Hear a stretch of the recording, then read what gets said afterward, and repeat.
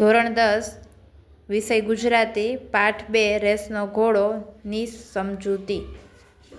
સ્વાધ્યાય રેસનો ઘોડો. પ્રશ્ન 1. સાચો વિકલ્પ પસંદ કરો. એમાં પહેલું, વિનુ કાકા વાત વાતમાં કહેતા. એમાં જવાબ આવશે એ. નિશાન ઊંચું રાખવું. બીજો પ્રશ્ન, અંકિતના માતા પિતાનું સ્વપ્ન હતું કે. જવાબ આવશે બી. તે ઉમદા માણસ બને. પ્રશ્ન 2. એક એક વાક્યમાં ઉત્તર આપો. એમાં પહેલું, અમેરિકામાં રહેતા ડોક્ટર સૌરભ પાસે કોના માટે સમય નથી. જવાબ આવશે અમેરિકામાં રહેતા ડોક્ટર સૌરભ પાસે પોતાના માતા પિતા માટે સમય નથી. પ્રશ્ન 2. અંકિતને પરીક્ષામાં ઉત્તીર્ણ થવાની ખુશીમાં કયા પુસ્તકો ભેટમાં મળ્યા હતા. એમાં જવાબ આવશે અંકિતને પરીક્ષામાં ઉત્તીર્ણ થવાની ખુશીમાં રામાયણ મહાભારતની બાળકથાઓના પુસ્તકો ભેટમાં મળ્યા હતા. પ્રશ્ન 3. 2-3 વાક્યમાં ઉત્તર આપો. એમાં પહેલું, બેટા ચાલ બહુ મોડું થઈ ગયું. વિનુ કાકાના આ વાક્યનો ગૂઢાર્થ સમજાવો. જવાબ, બેટા ચાલ બહુ મોડું થઈ ગયું. વિનુ કાકાના આ શબ્દનો ગૂઢાર્થ એ છે કે સૌરભ ભણી ગણીને અમેરિકામાં ડોક્ટર થયો. તેની પાસે વિશાળ બંગલો, કાર જેવી ભૌતિક સમૃદ્ધિ છે, પણ તેની પાસે માતા પિતા માટે સમય ફાળવવા જેટલી આંતરિક સમૃદ્ધિ નથી. વૃદ્ધ વિનુ કાકાને સમજાયું કે સૌરભને ઉમદા માણસ બનાવવામાં અને સંસ્કાર આપવામાં મોડું થઈ ગયું. પરિણામે દીકરો હોવા છતાં તે તેમની ઘડતરની લાકડી બની શક્યો નહીં. પ્રશ્ન 2. હવે અમેરિકા ક્યારે જશો? પ્રશ્નના ઉત્તરમાં વિનુ કાકાની પ્રતિક્રિયા તમારા શબ્દમાં વર્ણવો. હવે અમેરિકા ક્યારે જશો? પ્રશ્નના ઉત્તરમાં વિનુ કાકા માથું ધુણાવી ચૂપ રહે છે. એમની આંખને ખૂણે બાઝેલું નાનું આંસુ આથમતા સૂરજના કિરણમાં ચમકી ઉઠે છે. પ્રશ્ન 4. 7-8 લીટીમાં ઉત્તર લખો. એમાં પહેલો, રેસનો ઘોડો વાર્તાને આધારે બાળકના ઘડતરમાં અડચણરૂપ બનતા પરિબળોની ચર્ચા કરો. કૃતિ રેસનો ઘોડો, કર્તા વર્ષા અડાલજા, સાહિત્ય પ્રકાર નવલિકા, મૂળ કૃતિ કોઈ વાર થાય કે માંથી. જવાબ આવશે રેસનો ઘોડો નવલિકામાં બાળકના ઘડતરમાં અડચણરૂપ બનતા કેટલાક પરિબળો આપણું ધ્યાન ખેંચે છે. વાર્તામાં વિનુ કાકા માને છે કે બાળરૂપી મૂર્તિને બાળપણથી જ કંડારવી પડે છે. બાળપણથી જ નિશાન ઊંચું રાખવું જોઈએ. એમની વાત સાથે સંમત થવાય.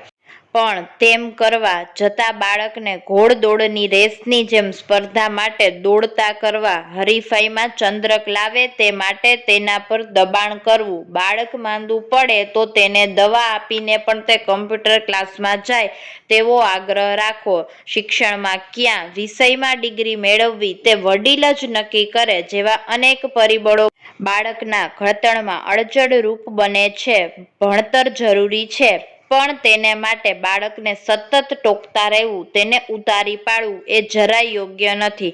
બાળકને પોતાની પસંદ નાપસંદ વ્યક્ત કરવાની આઝાદી જ રહેતી નથી. મુક્તપણે બગીચામાં ફરવા જવું, ત્યાં હિંચકા ખાવા, અન્ય બાળ મિત્રો સાથે રમવું, થોડા તોફાન મસ્તી કરવા જેવી બાલ સહજ પ્રવૃત્તિથી બાળકને વંચિત રાખવામાં આવે છે. આથી બાળકનો કુદરતી વિકાસ થતો નથી.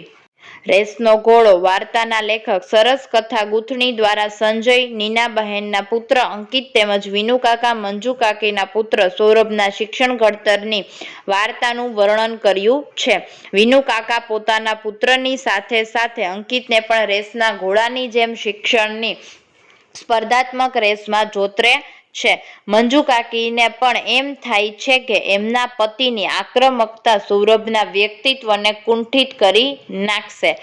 નીનાબહેન સફળતાપૂર્વક અંકિતને પોતાની તરફ લઈને એનું બાળપણ એને પાછું મળે એ માટે ઘટતું બધું જ કરે છે. આ બે બાળકોના ઘડતર માટે લેખકે બે અલગ અલગ પરિબળોનું નિર્માણ કર્યું છે. વિનુ કાકા સૌરભને રેસના ઘોડાની જેમ એના સ્વતંત્રતા અને બાળપણને ભોગે પોતાના વિચારો લાદીને ડોક્ટર બનાવે છે. સૌરભને પૈસાનો કોઈ તૂટો નથી. તેની પાસે ખૂબ પૈસા છે, પરંતુ મા બાપ માટેનો પ્રેમ અને સમય નથી. બીજી બાજુ નીનાબહેન અંકિતને એના સ્વતંત્રતા અને બાળપણ આપીને મા બાપ તરીકે કરવું જોઈતું તે બધું જ કરે છે. અંકિત સારો માણસ બને છે, પરિવારની સાથે હળીમળીને રહે છે, પ્રેમ સમયને ફરજ બજાવીને કુટુંબ તેમજ સમાજને ઉપયોગી થાય છે. પ્રશ્ન 2. આખરે તો શિક્ષણનું ધ્યેય બાળક ઉમદા માણસ બને તે છે. આ વિધાન વિગતે સમજાવો. કૃતિ: રેસનો ઘોડો. કર્તા: વર્ષા અડાલજા. સાહિત્ય પ્રકાર: નવલિકા.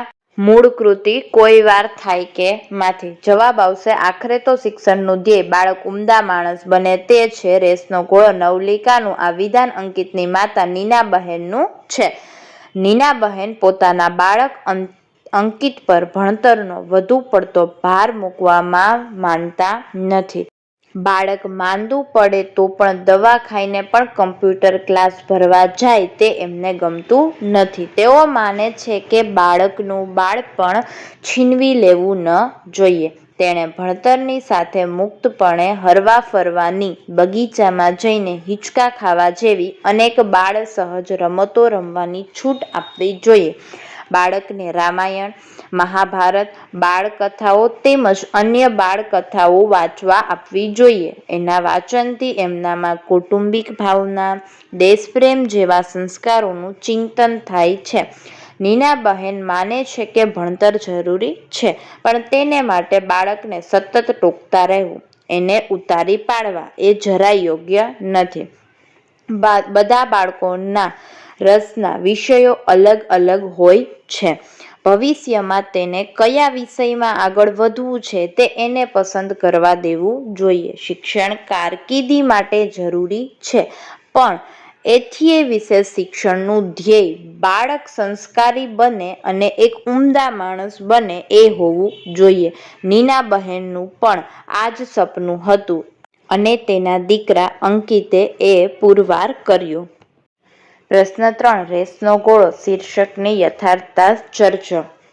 એમાં કૃતિ આવશે રેસનો ઘોડો. કર્તા આવશે વર્ષા અડાલજા. સાહિત્ય પ્રકાર આવશે નવલિકા. મૂળ કૃતિ કોઈ વાર થાય કે માંથી. જવાબ આવશે રેસનો ઘોડો એટલે ઘોડદોડની રેસ.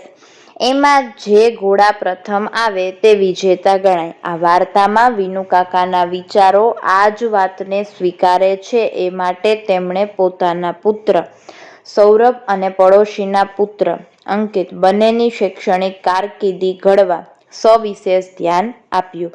તેઓ લાંબી લાંબી ડિગ્રી મેળવે, હરીફાઈમાં ચંદ્રક મેળવે, અખબારમાં તેમની મુલાકાત લેવાય, તેમના ફોટા આવે એવું તેઓ ઈચ્છતા હતા.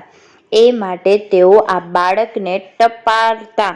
ઓછા માર્ક્સ આવે તો ઉતારી પડતા. આવી તો કઈ કેટલીક હરકતો તેમના દ્વારા બાળકો પર થતી. એમાં તેમની મહેનત તેમના પુત્ર સૌરભ પર સફળ થઈ. તે રેસના ઘોડાની જેમ પ્રથમ આવ્યો. તે અમેરિકામાં ડોક્ટર થયો અને ત્યાંની મોટી હોસ્પિટલમાં કામે લાગી ગયો. ત્યાં એનું નામ ઘણું મોટું બન્યું. એણે ભૌતિક બંગલો, કાર જેવી ઘણી ભૌતિક સંપત્તિ મેળવી, પરંતુ પોતાની સાચી સંપત્તિ એવા પોતાના માતા પિતા માટે તેની પાસે સમય નહોતો. ધીરે ધીરે તેના વર્તનથી માતા પિતા દુઃખી થઈ ગયા. ઘડતરનો સહારો છૂટી ગયો હતો. આમ સૌરભ ડોક્ટર બનીને શિક્ષણ અને કારકિર્દી ક્ષેત્રે રેસનો ઘોડો જીતી ગયો, પણ સાચો પુત્ર ન બની શકતા સંસ્કાર ક્ષેત્રે તે હારી ગયો. આ દ્રષ્ટિએ રેસનો ઘોડો શીર્ષક યથાર્થ છે.